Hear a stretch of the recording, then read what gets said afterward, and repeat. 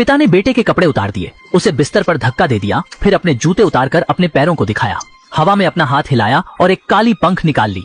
बेटे की सहनशीलता बढ़ाने के लिए पिता ने एक कठोर प्रशिक्षण शुरू किया। पहले पंख से पैरों को गुदगुदाया, फिर बगलों को। बेटा हंसने से खुद को रोकता रहा और पिता उसकी इस कोशिश से संतुष्ट थे। लेकिन असली परीक्षा अभी बाकी थी। थप्पड़ का जोर धीरे धीरे बढ़ा सा था। जब तक बेटा मना न करे, पिता प्रशिक्षण देते रहे। बेटे ने पिता के स्वभाव को जाना और लाल गालों को सहन किया, लेकिन पिता का चांटा इतना तीव्र था कि बेटे का दांत निकल गया। प्रशिक्षण रुक गया और वे पहले उसके दांत का इलाज कराने क्लिनिक गए। वहाँ भी पिता उसे यह बता रहे थे कि सच्चे पुरुष किसी दर्द को नहीं मानते। पिता ने अपनी हथेली पर सिगरेट बुझाई और दर्द को नहीं दिखाया। बस बेटे को बिना एनेस्थीसिया के मनाना था और भोला बेटा पिता की बात पर यकीन कर बैठा। डॉक्टर को यह अजीब लगा, लेकिन उसने पिता की बात मान ली। कहना पड़ेगा, इस बच्चे की सहन शक्ति ने उसे बेहद कठिन बना दिया है। दर्द के बावजूद उसने एक आंसू भी नहीं बहाया।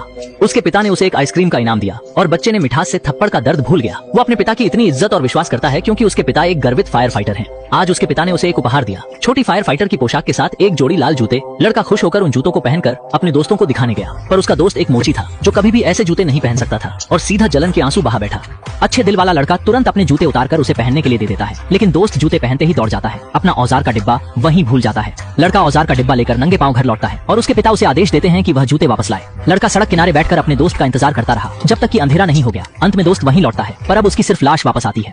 लड़का अपने नए जूतों को दिखाने के लिए अपने दोस्त के पास गया। गरीबी से जूझता दोस्त सीधे जलन के आंसू बहा बैठता है। यह देखकर लड़का उसे जूते उधार दे देता है। दोस्त खुशी खुशी उन्हें पहनकर दूर भाग जाता है, लेकिन लड़का बेंच पर बैठकर उसका इंतजार करता रहता है।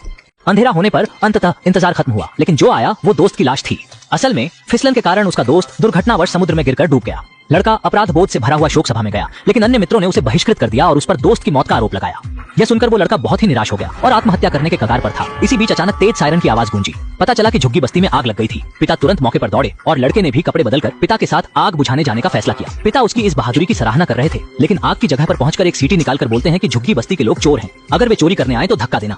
फिर पिता ने राहत की सांस लेते हुए आग बुझाने का काम शुरू किया, लेकिन अगली ही पल बेटे ने सीटी बजा दी। लोग सच में चोरी करने आ गए। पिता ने वापस आकर उन लोगों को भगाया और फिर आग भी सफलतापूर्वक बुझा दी। फिर सबको एहसास हुआ कि एक आदमी गायब है और पता चला कि एक दमकल कर्मी जलकर कंकाल बन चुका था। लड़का इतना डर गया कि उसने मुंह फेर लिया, लेकिन पिता ने जोर देकर उसका चेहरा उस तरफ मोड़ दिया, पर वह तो महज 10 साल से कम उम्र का बच्चा था। इस घटना ने उसके मन पर गहरा असर छोड़ा। शहीद की अंतिम यात्रा के दौरान लड़के को ऐसा एहसास होता रहा कि कोई राक्षस उसे घेर रहा है। जमीन पर गिरते हुए पिता ने बेटे को उठाया। उन्हें डर था कि सहकर्मी उनके बेटे के कायरता का मजाक उड़ाएंगे, इसलिए उन्होंने बेटे की मौजूदगी में उसकी आग बुझाने की तकिया जला दी। महामारी के फैलने से अनजान प्लेगग्रस्त शरणार्थियों का समूह शहर के किनारे जमा हो गया था। उन्होंने पानी और भोजन मांगा, लेकिन क्रूरता से दमन किया गया। पिता बहादुरी दिखाने गधे पर पानी ले गए, जिसे भूखे शरणार्थियों ने फाड़ खाया। प्लेग से संक्रमित पिता के चेहरे पर फोड़े उभर आए। घर पहुंचकर वे जमीन पर गिर पड़े। पत्नी ने उनकी देखभाल की और फोड़े जादुई रूप से गायब हो गए। उनकी बहादुरी की सराहना हुई। वे निश्चित हो गए और अन्यायी राष्ट्रपति की हत्या का निश्चय किया। राजधानी जाने वाले जहाज पर चढ़े, परंतु राष्ट्रपति तक पहुंचना सरल नहीं था। उन्होंने रॉयल स्टेबल्स में काम किया। चंचल जंगली घोड़ा आज्ञाकारी था। आदमी ने शीघ्र ही उससे अच्छे संबंध स्थापित किए।